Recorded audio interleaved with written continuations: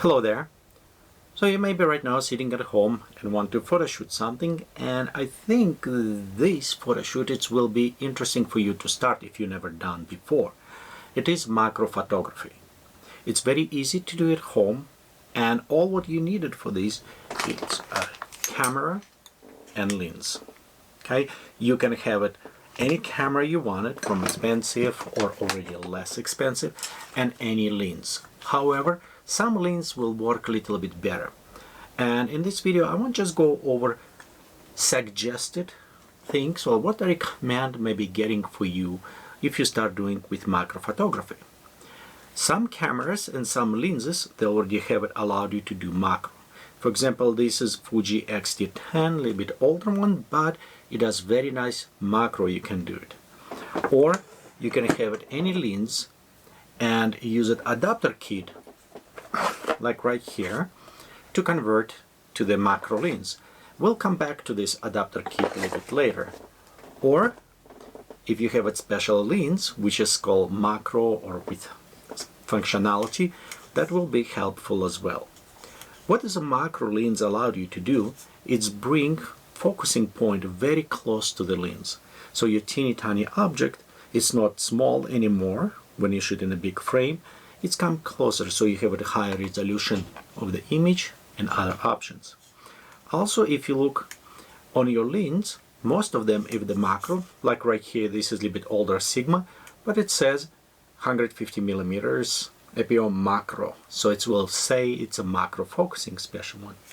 The reason is why it's 150 millimeters, because it's allowed me kind of like almost zoom, be closer to the object without just bring my lens close.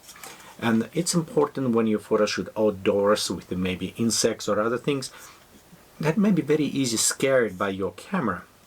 So you want to stay far away, but it's same zooming can come closer. But if you're doing a house with a setup on some other object, then you don't really need to worry about this. So technically you can use it any lens for the macro photography. Macro, it's meaning we'll take something small and magnifying. They also, for some lenses, you can buy special adapters, adapter ring or other filters that you can put on top, and it's like a working, like magnifying lens will bring subject closer. But overall, you need a lens, you need a camera, recording media, and full charge of batteries so you can go forward to photo shoot. So let's look on some additional options you maybe wanted for your camera or help you to work with the macro photography. The one thing interesting about macro photography, because it's very close, the depth of field is very, very shallow. It's meaning in the focus will be just in a tiny segment, and closer you are, the worse it becomes. So in this case, you want to have it your aperture smallest as possible, the largest number.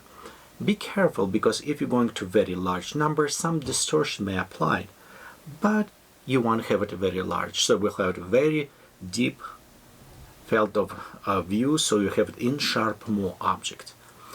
Also, to do this, you will need to provide more lights, because we don't necessarily want to increase our ISO very high. If we increase ISO, we'll introduce noise that we don't want it.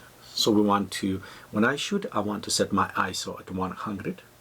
I want to have it my aperture as small as closing as possible, so the largest number if I want to do. And only options I have it's work with my shutter speed and my lighting. I can increase shutter speed, and it's actually work in many cases, because with a shutter speed, when you shoot in-house some object, they probably won't move. If they move it, you want to figure out how to make them less moving or increase shutter speed. And if you're playing with shutter speed, remember these are things you almost must have it. It's just a tripod. It's allowed you to set up on the floor, or you can have a small tripod that put it directly on a table, or you maybe have it with an arm that you will set up your tripod and allow your camera be stationary so it does not move around and don't create a very blurry image when you're shooting. This is one part. Next, you want to work with the lights. And here is again become a little bit tricky. You can have it a simple flashlight to put it on, and it's work very well. However, when I work, I like to play with lights. I like to have a different depth, different effect on the lights. And for me, a small like lumen cubes or other panels work very well. And this lumen cube, it's work very nice. So you just put it and it's projecting quite a bit light. They come with additional filters. You can make cold or warm. And what I do, I have special tripods for them, teeny tiny. You just put them on a tripod and position how you want. You can have all different type of tripods. This is one of them, but if you want money, you can buy like this tripod, which is very cheap and expensive. I think I bought it like for $5, 3 or 4 of them. I mean, they're really inexpensive. You can put it on top. However, when you have this tripod, sometimes positioning can be a little bit tricky. So I'll recommend for you to have adapter. So something like this that allowed to rotate and positioning properly. So in this case, I can reposition my lights around, and I put those lights around the subject when I want to light up. This is another one. It's from Aperture, and you can also set up this on a stand. However, when you set up on a stand, this come up a little bit problem with this. You need it or unscrew, and you need to have it different type plug-in, or you need it adjustment. So this is requires some little bit adjustment, but overall it's worked very well. And also, if you notice, when you turn on, it's provide more white lighting. So in some cases, this is giving me a drying light, and this is overall filling. With this light, I can position them behind up front of my object and creating very interesting picture dimensions if I want to play with the light. So in this case, macro, it's not just to bring closer, it's allowed me to create this interesting scenery. And additional things what I recommend you to have it if you want, it's some arms that help you to hold it, positioning, something additional options. So, but those is all optional. And if you're lower on a budget but you still want to do lighting, you can always go and buy something like this. This is very inexpensive LED panel which provide a lot of lights, and I can bring very closer. The nice things about using the smaller lights, because I can bring them subject to very close. And if you're familiar with the lighting, the closer you are, the less power of the lights you need to lighting, because it does not spread it around. Like for example over here, when I'm filming, I have it softbox by me, and this is very wide softbox, so it's provided enough lights to cover everything. However, if I want same amount of light to my smaller teeny tiny bug, I will bring closer down this and position there. And as we speak about details, what I recommend for you to get, if you get all those arms, tripods and everything, just go ahead and add a bag of like small gadgets. And this is small plugins, adapters. Same, they're very inexpensive, but as long as you have it, they always become handy, because sometimes you find you cannot connect, and they're just like a little bit Legos, allow you to put all your stuff in multiple configurations. Okay, so let's come back to our adapter. And if you don't have it any special macro lens that you can use it, but you still have it just normal lens, you want to use it, you can have it adapters. So this one example, it's a Velo. I bought it. It's relatively inexpensive. I think I bought it on B&H. You can find them on other places. And what it does, it is reverse lens.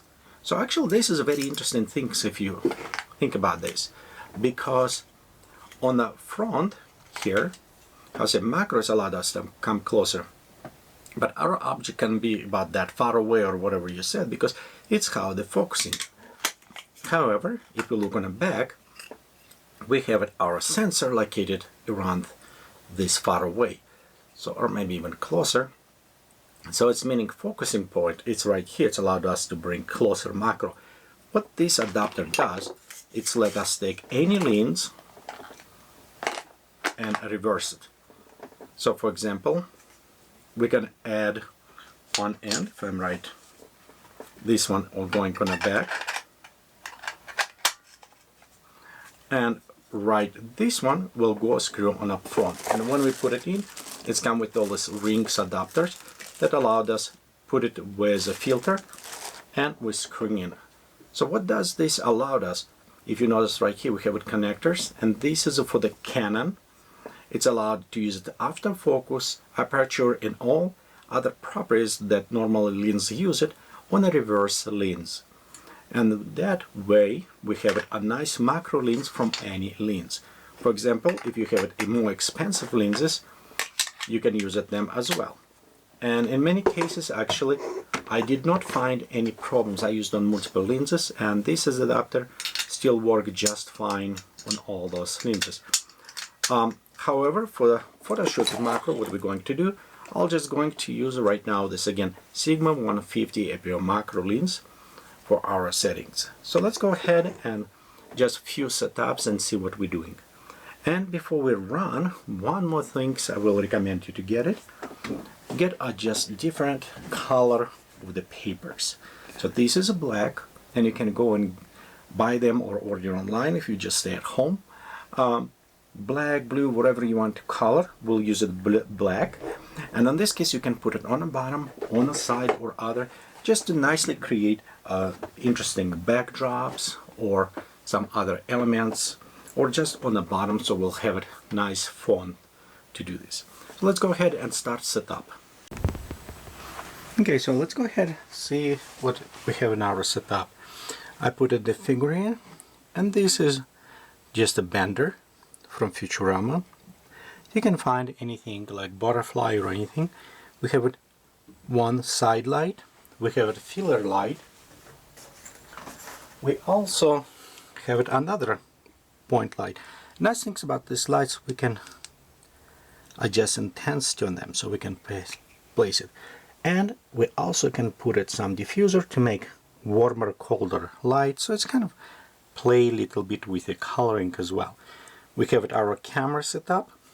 You want to use the remote access, or be sure you don't touch, you just click and release. Be sure you just go ahead and set up focus, and I always use it to set up manual focus on this. Again, we can position this from the top of the camera if we need to go top down, but this is very simple, and nice things about this setup, how I said before, very easy to do. Go ahead, try it at home, play around with your macro photography, and share on a channel, put your link or a Facebook, and see what you come up with.